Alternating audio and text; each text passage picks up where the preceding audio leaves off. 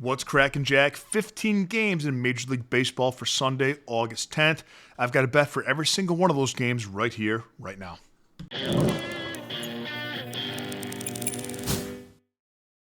Greetings, everybody. Welcome back to the show. And for joining us for the first time, welcome to the jungle. I've got a bet for every single game in Major League Baseball for you Sunday, August 10th for free right here on YouTube. But if you're serious about making money betting on sports, if you want to turn sports betting into a second income, become a Jungle member at silverbackjungle.com or text free trial to the number on your screen. I cap MLB, NFL, NBA, college basketball, and college football. And with college football starting up Saturday, August 23rd, I've got a deal. $159 for the whole year of everything that I do, all sports, all access. My full betting card sent to your phone every single morning. Access to our members-only Discord. We can communicate with other betting members. And a direct line to me if you let me to opine on any other bet that you are considering placing. I'll leave a link for that sale in the comments section of this video. This video is brought to you by Outlier.bet, the top name in sports betting research, and by Red Lobster. Your parole officer eats for free every Wednesday at the Red Lobster. We're going to start with Kansas City and Minnesota. Of course, a lot of the games are early on Sunday. Starters, we have Ryan Berger going for Kansas City, but it's a bullpen game for Minnesota. Now, Berger has been pretty good this year. 2.83 ERA and a whip of 1.11. Now, whip is walks and hits per inning pitch if you're unfamiliar. Minnesota's bullpen is in disarray since the trade deadline. They traded 7 bullpen arms, so their bullpen is pretty much in shambles. Kansas City, since the All-Star break, much better offense than Minnesota. Kansas City scored 101 runs since the break. Minnesota, 87. Royals on the money line is the play for this game. Game number 2, we're looking at the Reds and the Pirates. We have Zach Littell, newly acquired Zach Littell from Tampa Bay, going for Cincinnati, and Mike Burrows going for Pittsburgh. You know, the problem with Zach Littell is he gives up a lot of home runs. In fact, more home runs than anyone in Major League Baseball. Besides that, he's been really good. Zach Littell, 3.46 ERA, a very good 1.10 whip. Now, if Littell keeps the ball in the ballpark, he gives his team a great chance to win. And that's relevant here because Pittsburgh doesn't really hit home runs. In fact, Pittsburgh has less home runs than any team in Major League Baseball. They're dead last. Cincinnati has a huge offensive advantage in this game. The bullpens are fairly even. The Reds on the money line for a good price is the play in Cincinnati-Pittsburgh. Game number 3, we're looking at Houston and the Yankees. We have Jason Alexander going for Houston, Max Fried for the Yankees.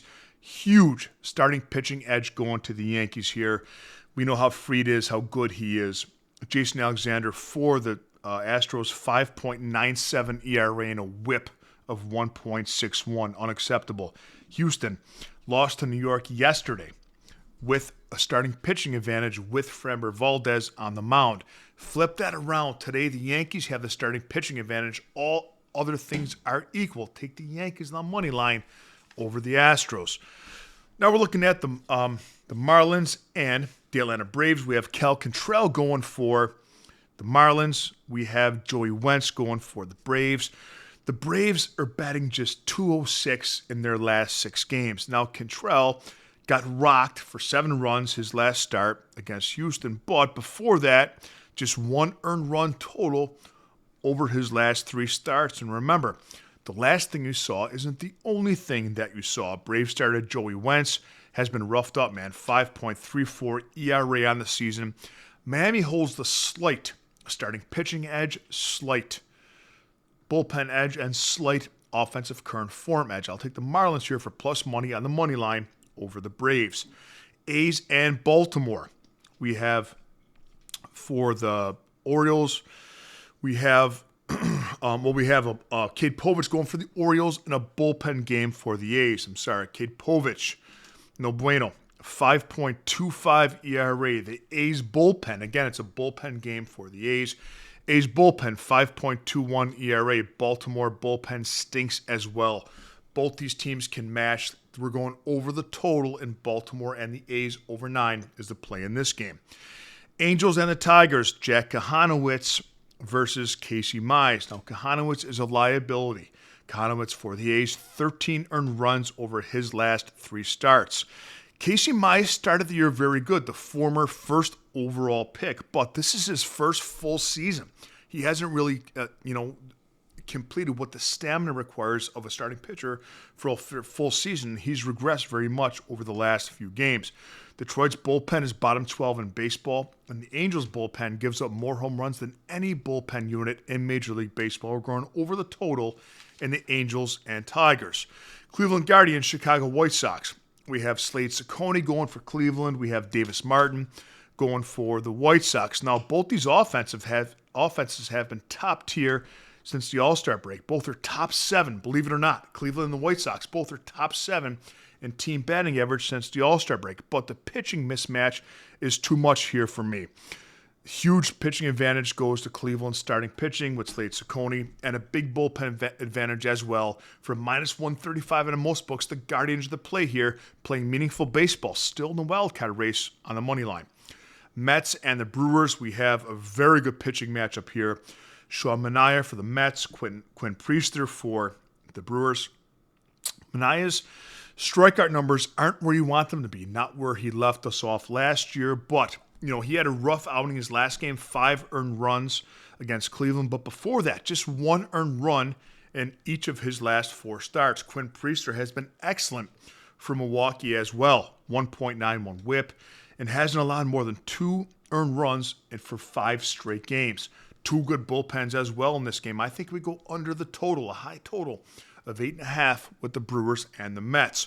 Moving on to the Phillies and the Rangers in Texas. Zach Wheeler versus Patrick Corbin.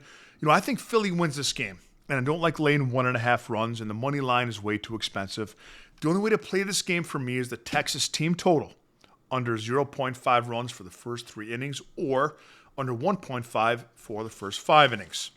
Moving on, we have Washington at San Francisco. Mackenzie Gore against Justin Verlander for the Giants. Now, Mackenzie Gore started off the season awesome and was one of the league leaders in strikeouts for a long time, but he's been in rough shape, bro. In his last 2 starts, 20 hits, 13 earned runs. Now, on the other side, it took Justin Verlander a little bit to get going because he's old, man. Us old guys know how that is, but just 1 earned run in Verlander's last 3 starts for the Giants. Giants possess the bullpen edge, a huge bullpen edge as well here. Both offenses are mediocre at best, but starting pitching edge, current form is going to San Francisco, and so is the bullpen. I like the Giants here on the money line at home over the Nationals. Red Sox at the Padres. We have Brian Bale starting for the Red Sox. We have Dylan Cease going for the Padres. Dylan Cease is living on reputation these days. His strikeout numbers are there, but he's given up a ton of runs. Cease has an ERA, an uncharacteristic ERA this season of 4.60. The Red Sox new-look offense is a tough test for him. 3rd most runs scored in baseball since the All-Star break. The Red Sox have. And, Brian Bayo actually has better numbers. He's having a better year than Dylan Cease is. The bullpens are both good. San Diego holds the edge here, but I think that for plus money, guys, Boston is the play here on the money line over San Diego. Game number 12, Rockies at the Diamondbacks. We have Tanner Gordon going for Colorado, 6.59 ERA, 1.78 whip. And we have Brandon Pfaadt going for Arizona, 5.02 ERA, 1.31 whip. Colorado bullpen ERA 5.5. Arizona bullpen ERA 4.89. We're going over the total of 9 in the desert with the Rockies and the Diamondbacks. Now we have Tampa Bay at Seattle. Adrian Hauser against Brian Wu. 2 great starting pitchers. 2 above-average bullpens and 2 offenses that are in the bottom 8 in runs scored since the All-Star break. I think we stay under the low line of 7.5 runs in the Rays and Mariners. Toronto and the Dodgers. Eric Lauer versus Yamamoto for the Dodgers. Now, Eric Lauer is not a household name, but he's been fantastic this season. Any whip under 1.0 is considered elite, and Lauer's whip this whole season, 0.98. And he's not allowed more than 2 earned runs since June 29th. He's allowed less than 3 earned runs in 12 of his last 13 starts. Now, let's look at Yamamoto for the Dodgers.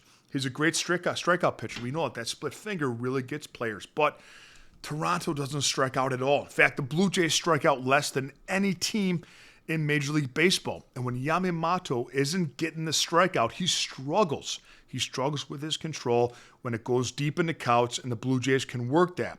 These bullpens are very dissimilar. Toronto holds the bullpen edge very much over the Dodgers, and since the All-Star break, the Blue Jays have the best offense in Major League Baseball. For a big plus money price here, we have to take Toronto on the money line over the Dodgers. Looking at the last game of the day, Cubs at the Cardinals. Sunday night, ESPN Baseball, we have Shoti and Managa for the Cardinals. Sonny Gray for the Cubs. Managa for the Cubs, Sonny Gray for the Cardinals. Minaga had a little bit of trouble at the end of July. Now, besides that, for 2 games, he's been really good this season. He has a whip of exactly 1, which is considered elite. Although he's been better at home, Cardinals starter Sonny Gray has struggled this season, man. 4.21 ERA, uncharacteristically high for him. The Cubs hold a bullpen edge as well, and the Cubs hold a big offensive edge over the Cardinals. 588 runs scored to the Cardinals, 514. Cubs money line is the only way to play this game. I'll see you tomorrow, Jungle Nation, with a little more money in your pocket.